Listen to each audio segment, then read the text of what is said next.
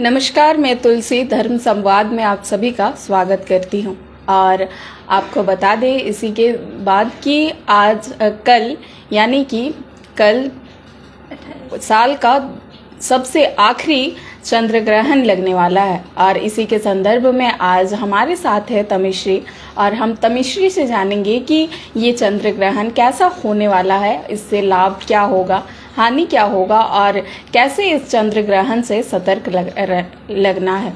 तो आप सभी को आज हम तमिश्री से जानेंगे और तमिश्री हमें बताएंगे कि कैसे हम इस चंद्र ग्रहण को आसानी से पार कर सकते हैं और कैसे हम इसमें अपने सभी सहयोग दे सकते हैं, अच्छे से रह सकते हैं।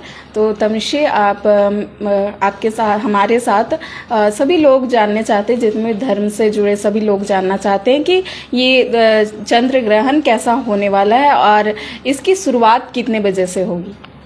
जी तुलसी, बहुत बहुत धन्यवाद। तो साल का आखिरी चंद्र ग्रहण कल यानी कि 28 अक्टूबर 2023 को लगने जा रहा है। ये इस बार का जो चंद्र ग्रहण है ये आपका लगेगा रात 1:06 पे और 2:22 पे ये समाप्त भी हो जाएगा। तो कुल 1 घंटे 16 मिनट के आसपास की अवधि रहेगी चंद्र ग्रहण की और इस बार ये भारत में भी हमें देखने को मिलेगा। तो पिछले बार का चंद्र ग्रहण क्या हुआ था कि भारत में अदृश्य था, आंशिक था, तो इसीलिए सूतक काल मान्य नहीं था, बट इस बार भारत में भी दिखेगा, इसलिए सूतक काल भी माना जाएगा। तो यह चंद्र ग्रहण की टाइमिंग है कि रात 1:06 पे ये शुरू हो जाएगी और 2:22 पे चंद्र ग्रहण खत्म भी हो जाएगा। अच्छा तमिश्री, जैसे कि आपने कहा कि चंद्र ग्रहण लगने वाला है और सूतक काल भी मानी जाएगी, तो ये सूतक काल क्या होता है?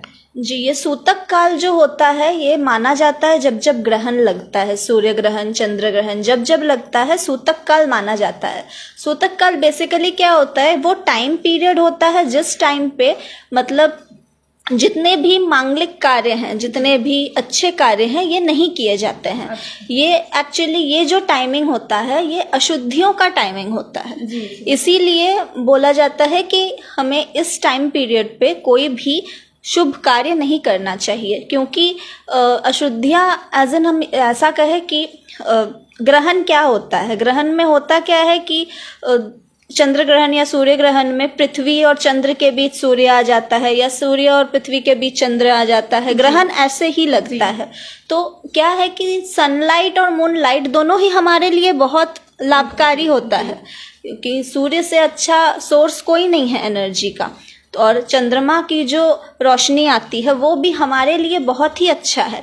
लेकिन जब भी ग्रहण लगता है ना, तो हमें ना सूर्य की रोशनी अच्छे से मिल पाती है ना चंद्र की रोशनी अच्छे से मिल पाती है। तो वो जो एक लाइट आती है, वो जो रेज आते हैं ना, वो हमारे लिए अच्छा नहीं होता है, हमारे स्वास्थ्य के लिए अच्छा नहीं होता है। ज्योतिष शास्त्र के हिसाब से भी अगर हम देखें तो वो भी अच्छा नहीं होता है। अच्छा जी, इसीलिए ही बोला जाता है कि सूतक काल में कोई शुभ कार्य ना करने, पूजा पाठ ना करने, क्योंकि इस टाइम पे अगर हम पूजा पाठ करते हैं या शुभ काम करते हैं तो उसका कोई फल हमें नहीं मिलता है, उसके विपरीत भी हो सकता है चीज़। जैसे कि सूतक काल में बेसिकली बोला जाता है कि जब जब ग्रहण लगता है तो घर से बाहर नहीं निकलना चाहिए। सूर्य ग्रहण में बोला जाता है कि घर से बाहर ना निकले, चंद्र ग्रहण के टाइम भी बोला जाता है कि घर से बाहर ना निकले, खासकर गर्भवती महिलाएं, बच्चे, इन्हें कहा जाता है कि ना निकले घर से, इस टाइम पे सावधानी से रहे, क्योंकि वो जो रेज आती हैं चंद्र ग्रहण से या सूर्य ग्रहण से वो आपके पेट में पल रहे बच्चे को हानि पहुंचा सकते हैं, कि वो रेज उनके लिए हार्मफुल होते हैं, वो यूजफुल नहीं होते हैं। तो इसीलिए इस चीज को बोला जाता है सूतक काल। इस टाइम पे आप जितना हो सके अच्छी चीजों को अवॉइड करें, कोई नया काम इस समय पे स्टार्ट ना करें, क्योंकि ये शुभ घड़ी बिल्कुल नहीं होती है किसी नए कार्य की शुरुआत करने की। अच्छा तमिश्री, जैसे कि हमने कहीं सुना है कि जैसे सूतक काल अगर हम देखें तो चंद्र ग्रहण के 8 या 9 घंटे पहले ही पूजा पट बंद कर दिया जाते हैं, मंदिर के पट, और पूजा पाठ भी उसके 7-8 घंटे पहले से ही बंद कर दिए जाते हैं। ऐसा क्या है, क्यों ऐसा किया जाता है?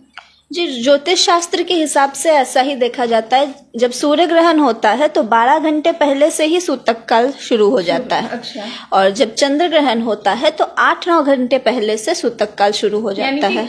बेसिकली अगर हम देखें तो 7-8 घंटे पहले से ही पूजा के मंदिर के पट बंद कर दिए जाएंगे और पूजा पाठ तभी से ही नहीं करना होता है। जी, शुभ काम सूतक काल में नहीं करना रहता है। अच्छा। और जैसे कि बहुत लोग हैं जो राशि को लेकर भी जानना चाहते हैं कि ये कौन से राशि में लाभ होगा, कौन से राशि में हानि होगा। तो ये जैसा कि साल का आखिरी चंद्र ग्रहण भी है, तो इसी के साथ हम ये जानना चाहेंगे कि किस राशि के लिए ये चंद्र ग्रहण लाभ होने वाला है। जी, बहुत सारी राशियों के लिए इस बार का चंद्र ग्रहण बहुत ही शुभ फल लेके आया है, बहुत ही लाभकारी फल। उनमें है मिथुन राशि, कर्क राशि, वृश्चिक राशि और कुंभ राशि। इन राशियों को बहुत ही ज़्यादा फायदा मिलने वाला है। आर्थिक रूप से या मनोवांछित रूप से इन राशियों को बहुत ज़्यादा फायदा होने वाला है इस चंद्र ग्रहण से।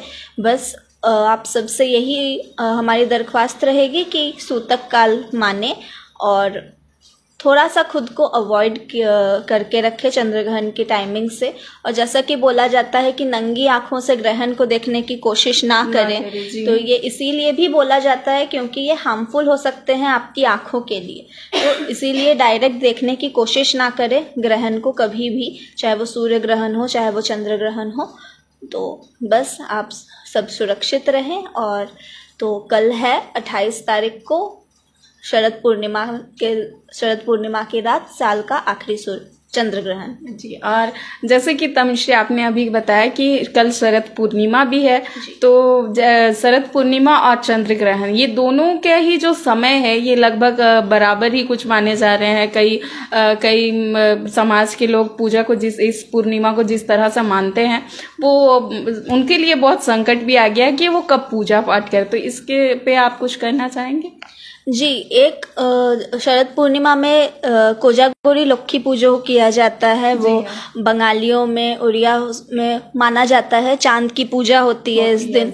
तो ये भी इसी टाइम पे आ गई है, इसीलिए ये चंद्र ग्रहण बहुत लाभकारी भी है, बहुत शुभ फलदायी लेके आया है। क्योंकि पूर्णिमा की भी पूजा होगी, माँ लक्ष्मी की भी पूजा होगी और साथ ही साथ ये चंद्र ग्रहण भी है।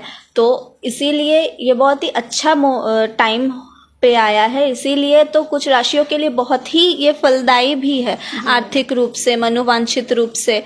इसीलिए ही इतना ये फलदायी होके आया है।